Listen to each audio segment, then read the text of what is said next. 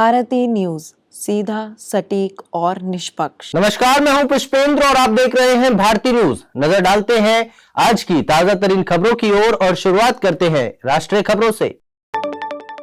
नागालैंड विधानसभा में म्यांमार की सीमा पर बाड़ लगाने और पड़ोसी देश के साथ मुक्त आवागमन व्यवस्था को रद्द करने के केंद्र सरकार के फैसले के खिलाफ शुक्रवार को प्रस्ताव पारित किया गया।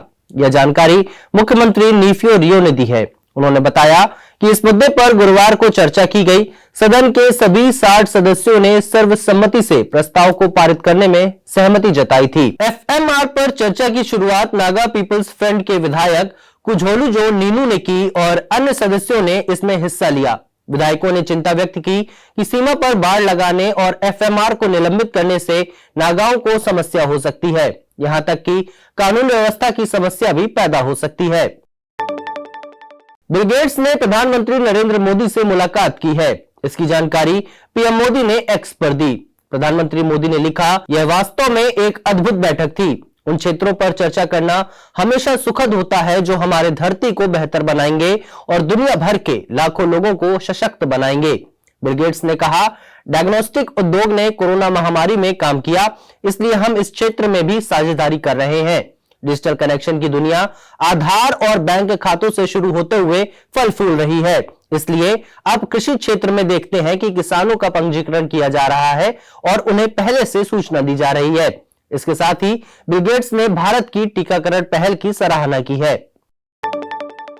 आज दिल्ली के Bharati Vidyapeeth institute of computer application and management के प्रांगण में नेशनल स्टूडेंट्स कन्वेंशन का आयोजन हुआ।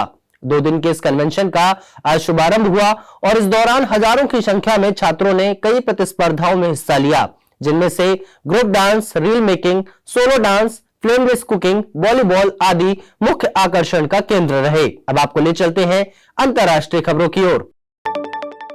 गाजा में युद्ध विराम की कोशिशों के बीच इजरायल के हमले जारी हैं। गाजा के स्वास्थ्य अधिकारियों ने आरोप लगाया है कि गाजा शहर में मदद की आस लगाए फिलिस्तीनियों पर गुरुवार को इजरायली हमले में 104 लोग मारे गए और 280 लोग घायल हो गए। अधिकारियों ने कहा, इजरायल हमास जंग शुरू होने के बाद से अब तक 30,035 फिलिस्तीनी मारे जा चुके हैं, जबकि 70,457 लोग घायल हुए हैं। इजरायल के प्रवक्ता ने गाजा के अधिकारियों के आरोप को खारिज करते हुए कहा कि जिस स्थान पर घटना की बात कही जा रही है वहां किसी तरह की गोलीबारी नहीं हुई है। रूस के राष्ट्रपति व्लादिमीर पुतिन ने गुरुवार को पश्चिमी देशों को आगाह किया कि यूक्रेन में उनका असीमित दखल विश्व को परमाणु युद्ध के खतरे की ओर ले जा रहा है। उन्होंने साफ कहा कि यूक्रेन में अपने उद्देश्यों को पूरा किए बगैर रूस सैन्य कार्रवाई नहीं रोकेगा। यूक्रेन में रूसी सेना ने जो जीत हासिल की है वह उसे बनाए रखने के लिए संकल्पबद्ध है। राष्ट्रपति पुतिन ने यह बात आम चुनाव से पूर्व अपने राष्ट्रीय संबोधन में कही। रूस की राजनीति में जो समीकरण बन गए हैं उनमें पुतिन का चुनाव जीतना और राष्ट्रपति बने रहना लगभग तय माना जा रहा है। अब आपको ले चलते हैं व्यापार जगत की खबरों की ओर। वित्त वर्ष 2023-24 की अक्टूबर-दिसंबर तिमाही में ग्रॉस डोमेस्टिक प्रोडक्ट यानी जीडीपी ग्रोथ बढ़कर 8.4% पर पहुंच गई है। मैन्युफैक्चरिंग और माइनिंग सेक्टर के बेहतर परफॉर्मेंस से जीडीपी बढ़ी है। नेशनल स्टैटिस्टिकल ऑफिस ने यह जानकारी गुरुवार को जारी की। पिछली तिमाही में जीडीपी 7.6% रही थी। उम्मीद से ज्यादा ग्रोथ की वजह मजबूत शहरी खपत, मैन्युफैक्चरिंग और उच्च सरकारी खर्चा था। वहीं एक साल पहले यानी 2022-23 की तीसरी तिमाही में जीडीपी महज 4.5% बढ़ी थी। जीडीपी ग्रोथ आरबीआई के अनुमान से बेहतर है। आरबीआई ने तीसरी तिमाही में जीडीपी ग्रोथ 6.5% रहने का अनुमान जताया था। यूरिया समेत अन्य उर्वरकों के मूल्य में खरीफ मौसम में भी वृद्धि नहीं होगी। केंद्र सरकार ने खाद्य सुरक्षा को प्राथमिकता देते हुए पिछले वर्ष के मूल्य पर ही इस साल भी उर्वरक बेचने का निर्णय लिया है और किसानों को मिलने वाली उर्वरक सब्सिडी को बरकरार रखा है। कैबिनेट की बैठक में गुरुवार को खाद्य सब्सिडी के रूप में 24,420 करोड़ रुपए की मंजूरी दी गई।